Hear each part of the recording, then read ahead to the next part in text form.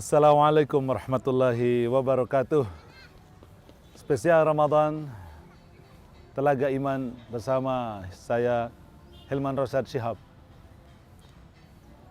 Tempoh hari kita bahas tentang siapa saja yang boleh berbuka di bulan Ramadan. Selain orang kafir, kemudian masih bocah, masih kanak-kanak, belum akil balik, dia sakit, kemudian sedang bepergian alias sedang safar, atau perempuan yang haid dan nifas. Ada sebetulnya satu orang lagi yang ia boleh berbuka di bulan Ramadan. Dia adalah wanita yang sedang hamil atau sedang menyusui. Pun mereka diperbolehkan berbuka.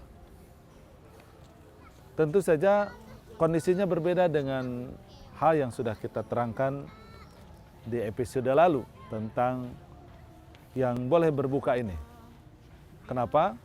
Karena ada perbedaan pendapat di kalangan para ulama, kenapa perempuan yang hamil atau menyusui itu boleh berbuka? Apakah kategorinya dia adalah orang yang sakit, atau kategorinya seperti kakek dan nenek yang sudah tua, yang karena ketuaannya dia menjadi lemah, sehingga kemudian merepotkan dia berpuasa.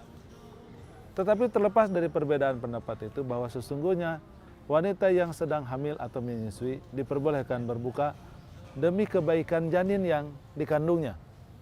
Apakah si ibunya merasa kuat atau ibunya tidak merasa apa-apa kalau berpuasa, tetapi bahwa ternyata ada masalah nutrisi bagi janin yang sedang dikandungnya dan juga mungkin bayi yang sedang disusuinya.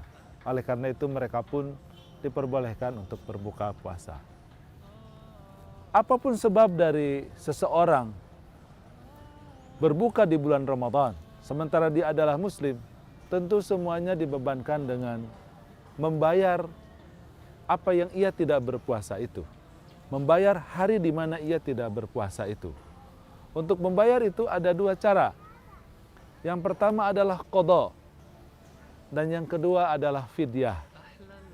Qadha tentu saja ketika kemudian di luar bulan Ramadan dia ada keleluasaan. Ya, kalau yang safar berarti dia sudah mukim, kalau yang sakit sudah sembuh kembali misalnya, atau yang bekerja berat mungkin nanti ada cuti dan seterusnya, maka dimungkinkan untuk diganti di hari yang lain. Wa man kana maridan aw ala safarin fa iddatun min ayyamin ukhra. Karena kalau dia sakit atau sedang safar atau juga sebab yang lain, maka dia harus menggantinya di hari-hari yang lainnya. Berikutnya adalah membayar fidyah. Siapa yang harus mengganti puasanya yang ia berbuka dengan membayar fidyah? Tentu konsep dasarnya adalah ketika ia memang tidak bisa mengqadhanya. Seperti misalnya kakek dan nenek tadi. Di bulan Ramadan ini dia tidak berpuasa karena dia tidak kuat. Bisa dibayangkan bulan berikutnya, tahun berikutnya, dia lebih tua lagi. Sehingga dia tidak berkesempatan untuk menggantinya di hari yang lain. Maka bagi mereka pun juga adalah membayar fidyah. Begitu juga ibu hamil dan menyusui. Boleh jadi 3-4 tahun berikutnya dia bisa leluasa membayar qadha. Tetapi boleh jadi tidak berkeleluasaan. Karena setelah selesai menyusui, dia hamil lagi. Menyusui lagi, hamil lagi. Dia punya 5 anak saja bisa 15 tahun dia tidak akan pernah berpuasa sehari pun. Sehingga kalaulah kemudian di 15 tahun kali 30 hari itu dibayar dengan qadha, dibayar dengan mengganti puasa di hari lain, tentu itu akan sangat memberatkan baginya. Makanya sekali lagi bagi mereka, ibu yang hamil dan ibu yang menyusui itu kemudian bisa membayar fidyah. Para ulama mengatakan khusus untuk wanita hamil dan menyusui ini, maka karena kehamilannya, karena ia menyusui kemudian ia tidak berpuasa, maka hendak serta-merta dia membayar fidyah. Bila kemudian di suatu hari nanti berkeleluasaan mengqadhanya, silakan mengqadhanya. Bila tidak, maka fidyah yang sudah dibayarkan cukup baginya menggantikan puasa yang ia berbuka tidak kerjakan, yang ia berbuka dan tidak mengerjakannya di bulan Ramadan. Islam adalah agama yang mudah. Allah berbicara tentang puasa di 185 di surat Al-Baqarah berfirman, Yuridullahu bikumul yusra wala yuridu bikumul us.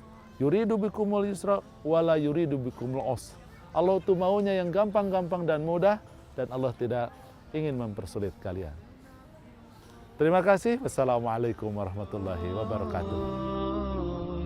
Let them soar, let them soar. Ramadan,